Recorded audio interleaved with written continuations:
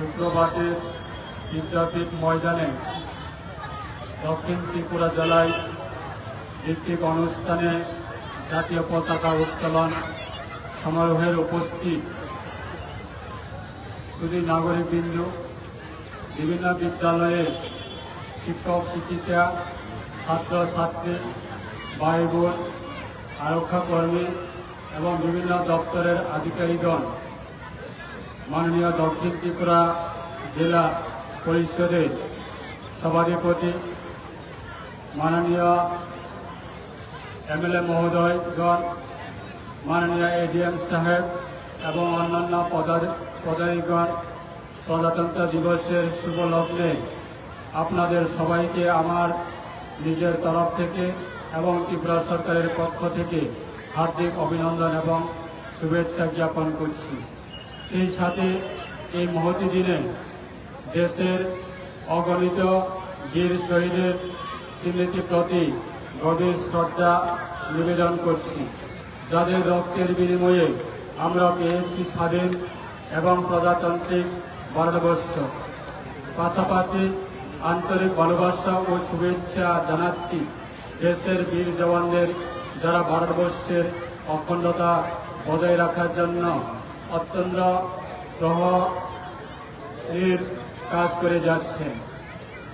আপনারা সবাই জানেন যে দীর্ঘ ২০ বছরের ব্রিটিশ নাগপাশ থেকে মুক্ত হয়ে 1947 সালের 15 আগস্ট আমাদের দেশ স্বাধীনতা লাভ করে।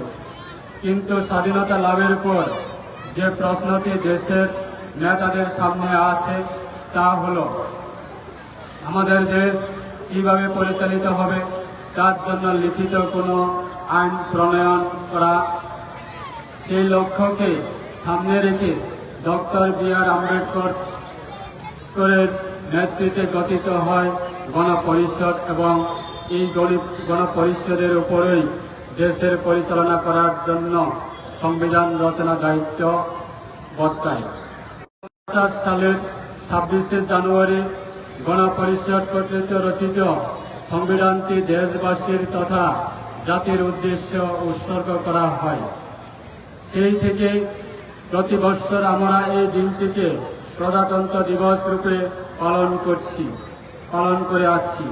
প্রজাতন্ত্র শব্দটি অক্ষরিকভাবে শ্রুত হলেও এই ব্যাপকটা অসীম।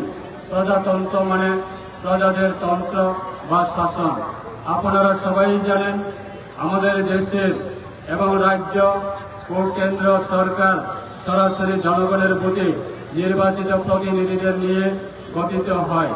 এমনকি গ্রাম পঞ্চায়েত, নগর পঞ্চায়েত এবং মিউনিসিপ্যাল কর্পোরেশনের জনগণের ভোটে নির্বাচিত প্রতিনিধি দ্বারা পরিচালিত হয়।